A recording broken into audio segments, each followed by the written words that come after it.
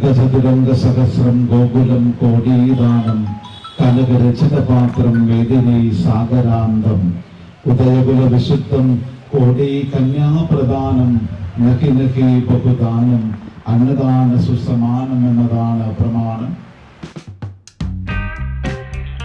Hi friends, പുതിയൊരു വീഡിയോയിലേക്ക് എല്ലാവരും സ്വാഗതം ചെയ്യുന്നു. ഞാനിപ്പോൾ നിൽക്കുന്നത് നമ്മുടെ എറണാകുളം പാലാരിട്ടം പാലത്തിനോട് ചേർന്ന് വെണ്ണല ശ്രീ തൈക്കാട്ട് മഹാദേവ ക്ഷേത്രത്തിൻ്റെ സൈഡിലാണ്, അല്ലെങ്കിൽ കോമ്പൗണ്ടിലാണ്. ഇന്ന് നിങ്ങളൊരാളെ പരിചയപ്പെടുത്താൻ വേണ്ടിയാണ് ഇങ്ങനെ ഒരു വീഡിയോ ചെയ്യണത്. എൻ്റെ കൂടെ രാജു ഉണ്ട്. യുവരാജ് ചേട്ടൻ്റെ ഫുൾ നെയിം എന്ന് പറഞ്ഞാൽ പേര് രാജു കറുകയിൽ നിന്നാണ് ഇദ്ദേഹത്തിൻ്റെ പേര്.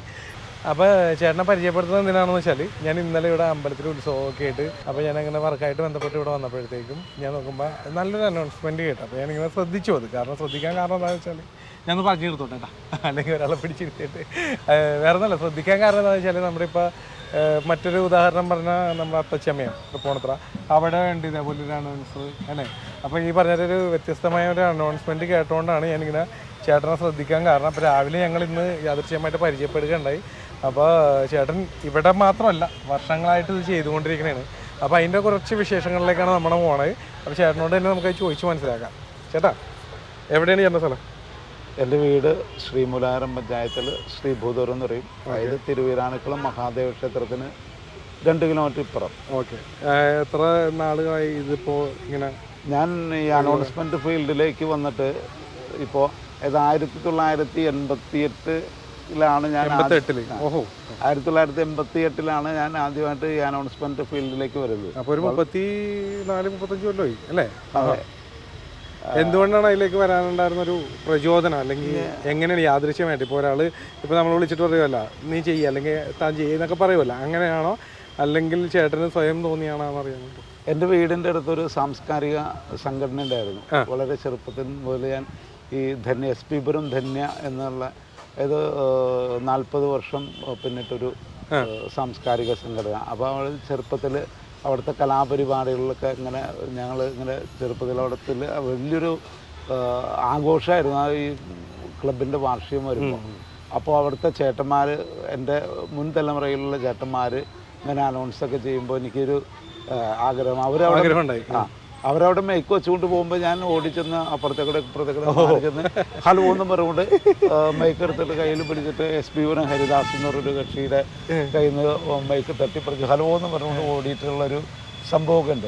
അപ്പോൾ തുടങ്ങി എനിക്ക് ഈ അനൗൺസ്മെൻറ്റ്, അതേമാതിരി പാർട്ടിയുടെ പരിപാടികൾ ഇങ്ങനെ രാവിലെ തന്നെ MP അബു എന്ന് പറഞ്ഞ ഇപ്പോൾ അവിടെ മുൻ പഞ്ചായത്ത് പ്രസിഡൻ്റൊക്കെയായിരുന്നു ശ്രീമൂലാരം ഗ്രാമസഭ, അദ്ദേഹത്തിൻ്റെയൊക്കെ അനൗൺസ്മെൻറ്റൊക്കെ കേട്ടുകൊണ്ടായിരിക്കും വെളുപ്പിൻ്റെയൊക്കെ ഈ രാഷ്ട്രീയ അനൗൺസ്മെൻറ്റുകളൊക്കെ കേട്ടുകൊണ്ടുള്ളൊരു വളർച്ചയാണ് എൻ്റെ. അങ്ങനെയാണ് 88-ൽ ഞാൻ 8ാം ക്ലാസ്സിൽ പഠിക്കുമ്പോൾ ഒരു കർഷക തൊഴിലാളി സമരത്തിൻ്റെ ഭാഗമായിട്ടാണ് ഞാൻ ഈ സാക്ഷരതാ പ്രസ്ഥാനത്തിൻ്റെയൊക്കെ ഒരു നല്ലൊരു മുന്നേറ്റം നടക്കുന്നൊരു സമയത്ത് സ്കൂളിൽ, അതായത് ശ്രീമൂലാരം അഗോറി സ്കൂളിലൊരു സാക്ഷരതയുടെ ക്യാമ്പ് നടക്കുന്ന സമയത്ത് അവിടെ വെച്ചാണ് എന്നെ MP അബു എന്ന് പറഞ്ഞിട്ട് അന്നത്തെ അവിടുത്തെ ഞങ്ങളുടെ വാർഡിൻ്റെ മെമ്പറായിരുന്നു.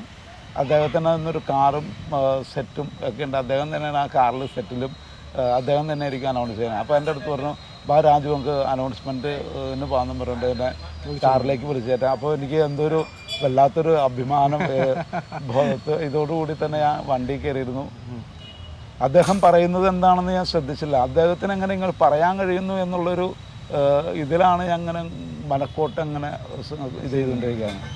കുറേ കഴിഞ്ഞ് ഇപ്പോൾ അദ്ദേഹത്തിൻ്റെ കയ്യിലേക്ക് മൈക്ക് എന്നിട്ട് പറയാണ്, ഒന്ന് പറയാണ്.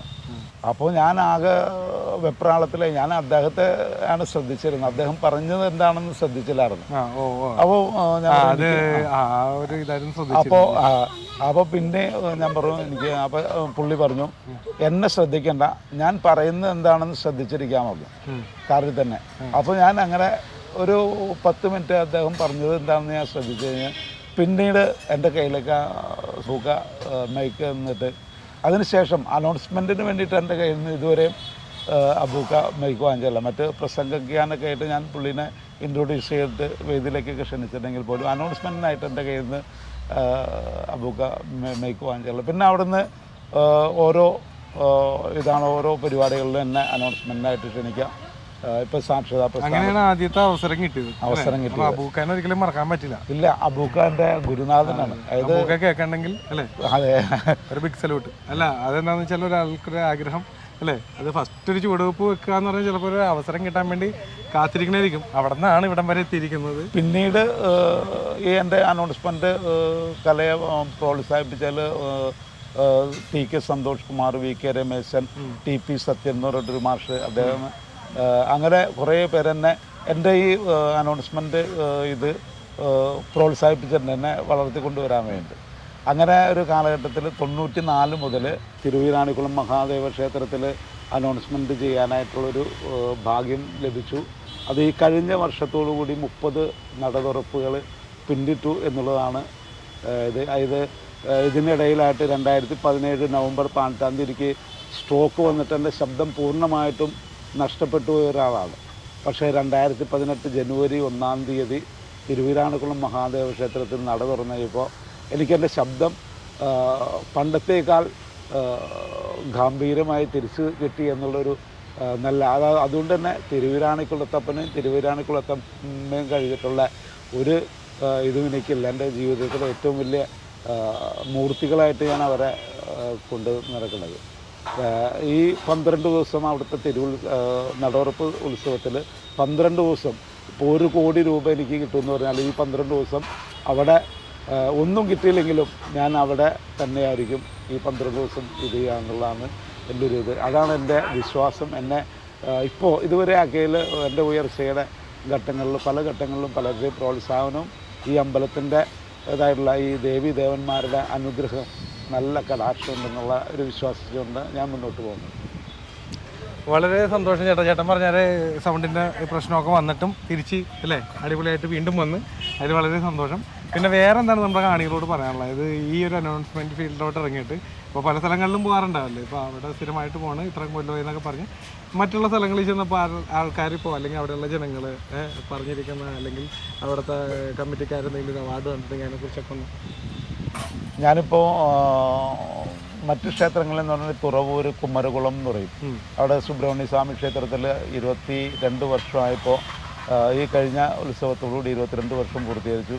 അതുകൂടാതെ സൗത്ത് അടുവാശ്ശേരി വാസുദേവരം മഹാവിഷ്ണു ക്ഷേത്രത്തിൽ അഷ്ടലക്ഷ്മി താമ്പൂല സമർപ്പണത്തിൻ്റെ ഭാഗമായിട്ട് 15 വർഷത്തോളം തുടർച്ചയായിട്ട് പോയിരുന്നു. പിന്നീട് ഇപ്പോൾ ഒരു 6 വർഷത്തോളമായിട്ട് അവിടെ ഉത്സവങ്ങൾ നിർത്തി. ഇത് കുറച്ച് കാര്യങ്ങളൊക്കെ കാരണം അവിടേക്ക് പോകാറില്ലായിരുന്നു. ഇപ്പോൾ കഴിഞ്ഞ വർഷം തുടങ്ങി വീണ്ടും അഷ്ടലക്ഷ്മി താമ്പൂല സമർപ്പണം അവിടെ തുടങ്ങിയിട്ടുണ്ടെന്നാണ് അറിയാൻ കഴിഞ്ഞിട്ട്. പിന്നെ അതുകൂടാതെ ഇപ്പോൾ മറ്റ് ക്ഷേത്രം ചെങ്ങൽ ഭഗവതി ക്ഷേത്രം, തുറവങ്കര മുത്തപ്പൻ കോവിൽ, പുളിയാമ്പള്ളി നമ്പൂരിസ് നട, പുതിയടം ക്ഷേത്രം, അങ്ങനെ ഒട്ടനവധികളായിട്ടുള്ള ക്ഷേത്രങ്ങൾ. അതുകൂടാതെ ഇപ്പോൾ നിലവിൽ പാലക്കാട് പുതുശ്ശേരി സൂര്യചിറ ശിവപാർവതി ക്ഷേത്രത്തിലും ഇപ്പോൾ നിലവിൽ എൻ്റെ ശബ്ദം അവിടുത്തെ ഭക്തജനങ്ങൾ ശ്രവിക്കേണ്ടത്. അതുപോലെ കേരളത്തിലെ വിവിധ ക്ഷേത്രങ്ങളിലേക്ക് എൻ്റെ ശബ്ദം റെക്കോർഡിങ്ങിലൂടെ പോയിട്ടുണ്ട്.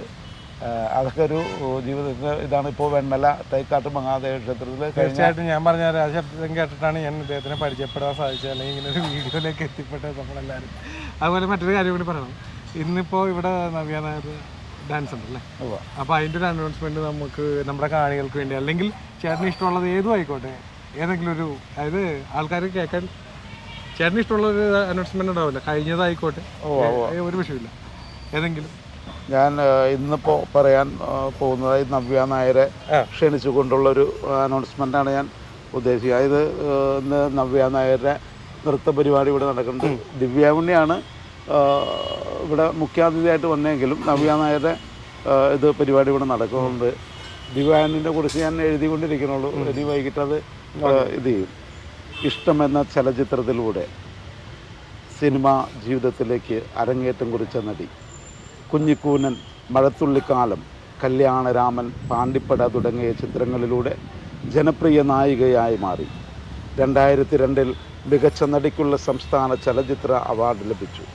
നന്ദനത്തിലെ ബാലാമണിയുടെ സങ്കടങ്ങൾ ഇപ്പോഴും പ്രേക്ഷക ലക്ഷങ്ങളുടെ ഹൃദയത്തിൽ നിന്ന് മാഞ്ഞിട്ടില്ല. സീൻ 1, നമ്മുടെ വീട്, ഒരുത്തി എന്നീ ചിത്രങ്ങളിലൂടെ വർത്തമാന മലയാള സിനിമയുടെ നിറസാന്നിധ്യം. യുവജനോത്സവ വേദികളിൽ കലാതിലക പട്ടം കിട്ടിയിട്ടുള്ള ഈ അഭിനേത്രി ഒട്ടേറെ തമിഴ് ചിത്രങ്ങളിലും അഭിനയിച്ചിട്ടുണ്ട്. ഈ നർത്തകിയെ, ഈ പ്രതിഭയെ, മലയാളത്തിൻ്റെ ഗ്രാമീണതയെ ഏറെ ആദരവോടെ നൃത്യങ്ങൾ അവതരിപ്പിക്കാനായി വെണ്ണലയുടെ ഈ വേദിയിലേക്ക് സ്നേഹാദരപൂർവ്വം സ്വാഗതം ചെയ്യുന്നു. ഇത് ശരിക്കും ഇതിലും പഞ്ചിൽ നിങ്ങൾക്ക് കേൾക്കാൻ പറ്റൂട്ടോ. എന്താണ് പറയുക, ഒരു എക്കോ ഒക്കെ ഇട്ട് അല്ലേ അവിടെ ഇരിക്കുമ്പോൾ ഇതിലും മൂടാണ് കേൾക്കുമ്പോൾ. ഞാൻ അതുകൊണ്ടാണ് ചേട്ടൻ ഇന്നലെ ശ്രദ്ധിച്ചത് വർക്കിൻ്റെ ഇടയിൽ. എന്തായാലും വളരെ സന്തോഷം. മറ്റെന്തെങ്കിലും നമ്മുടെ കാണികളോട് പറയാനുണ്ടോ? മറ്റൊരു ഇത് അനൗൺസ്മെൻറ്റ്, ഇത് ഞാൻ വേറൊരു എൻ്റെ ജീവിതത്തിൽ വേറൊരു തൊഴിൽ എന്ന് പറഞ്ഞാൽ മീൻ കച്ചവടമുണ്ട്. അതായത് അനൗൺസ്മെൻ്റ് ഇല്ലാത്ത സമയത്ത് മീൻ കച്ചവടം, അതായത് ഞാൻ ഇപ്പോൾ ഈ തലേദിവസം ഇവിടേക്ക് വരുന്നതിൻ്റെ തലേദിവസം വരെ ഞാൻ മീൻ കച്ചവടം ചെയ്യാറുണ്ട്. ഇപ്പോൾ 2.5 വർഷമായിട്ട് മീൻ കച്ചവടമാണ്. അതിനു മുമ്പ് പലചരക്കുകൾ നടത്തി പെരുമ്പാവൂർ സോമിൽ ലോഡിംഗ് യൂണിയനിൽ ജോലി ചെയ്തു. അങ്ങനെ ജീവിതത്തിൻ്റെ ഓരോ ഘട്ടങ്ങളിലും പല പല തൊഴിലുകളായിട്ട് ബന്ധപ്പെട്ട് പോയിട്ടുണ്ട്. ഇപ്പോൾ ഭാര്യ തിരുവിതാംകൂർ സർവീസ് സഹകരണ ബാങ്ക് ജീവനക്കാരി ആയിട്ടുള്ള സിനിയാണ് എൻ്റെ ഭാര്യ. എൻ്റെ മക്കൾ അക്ഷയ് കയാർ, മൂത്ത മകൻ BCom കഴിഞ്ഞു, കോർപ്പറേഷൻ കഴിഞ്ഞു. ഇപ്പോൾ ഈ മരടിലൊരു ചെറിയൊരു ജോലിക്കായിട്ട് അവിടെ താൽക്കാലികമായിട്ട് കയറിയിട്ടുണ്ട്. രണ്ടാമത്തെ മകൻ BA ഹിന്ദി കാലടി ശ്രീശങ്കര കോളേജിൽ പഠിക്കുന്നു.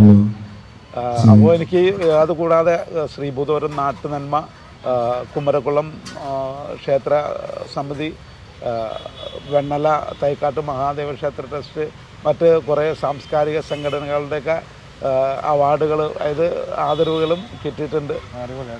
ഈ അനൗൺസ്മെൻ്റ് ജീവിതം ഞാൻ നല്ല രീതിയിൽ, അതായത് ഭഗവാൻ തന്നിട്ടുള്ള ഒരു അനുഗ്രഹമായിട്ട് തന്നെ വളരെ സന്തോഷത്തോടുകൂടി ഞാൻ ഇത് ആരെങ്കിലും വിളിച്ചാൽ തന്നെ എന്തെങ്കിലും അത്യാവശ്യ കാരണമില്ലെങ്കിൽ മാത്രമേ ഞാൻ മുടക്ക് പറയാറുള്ളൂ, ആരായാലും. അപ്പോൾ വളരെ സന്തോഷം ചേട്ടാ, ഇങ്ങനെ നമുക്കൊരു വീഡിയോ എടുക്കാൻ സാധിച്ചു, പരിചയപ്പെടാൻ സാധിച്ചു. ഇനിയും പല അമ്പലങ്ങളിലും അല്ലെങ്കിൽ മറ്റ് ചേട്ടന് ഇഷ്ടമുള്ള സ്ഥലങ്ങളിലൊക്കെ ഇതുപോലെ അനൗൺസ്മെൻറ്റ് നടത്താൻ സാധിക്കട്ടെ. നമുക്ക് ഇനിയും കാണാം. ഇനിയും വീഡിയോയിലേക്ക് നമുക്ക് എടുക്കുന്നുണ്ട്. മറ്റൊന്നും പറയാനല്ലോ. ഇല്ല. അപ്പോൾ നെക്സ്റ്റ് വീഡിയോ കാണാം. Thank you, bye. 1000 ആനകളെയും കുതിരകളെയും ദാനം ചെയ്താലും, 1 കോടി കോക്കലെ ദാനം ചെയ്താലും, സ്വർണം കൊണ്ടുള്ള പാത്രങ്ങളോ കടലിനോളം ഭൂമിയോ ദാനം ചെയ്താലും, വിശുദ്ധ കുലത്തിൽ പിറന്ന 1 കോടി കന്യകമാരെ ദാനം ചെയ്താലും ഇതൊന്നും അന്നദാനത്തിന് സമമാവുകയില്ല എന്നുള്ള പ്രമാണത്തെ അന്വർത്ഥമാക്കുന്ന രീതിയിൽ വെണ്ണല തൈക്കാട്ട് ശ്രീ മഹാദേവ ക്ഷേത്രത്തിലെ തിരുവുത്സവത്തിന് പരിസമാപ്തി കുറിച്ചുകൊണ്ടുള്ള വെണ്ണലയിലെ ഏറ്റവും വലിയ വിഭവസമൃദ്ധമായ ചതുശത നിവേദ്യത്തോടു കൂടിയുള്ള ആറാട്ട് സദ്യയിൽ പങ്കാളികളായി തൈക്കാട്ടപ്പൻ്റെയും ഉപദേവതമാരുടെയും അനുഗ്രഹ കടാക്ഷങ്ങൾക്ക് പാത്രീഭൂതരായി തീരുവാൻ മുഴുവൻ ഭക്തജനങ്ങളെയും അന്നദാന മണ്ഡപത്തിലേക്ക് ഭക്തിയാദരപൂർവം സ്വാഗതം ചെയ്യുകയാണ്.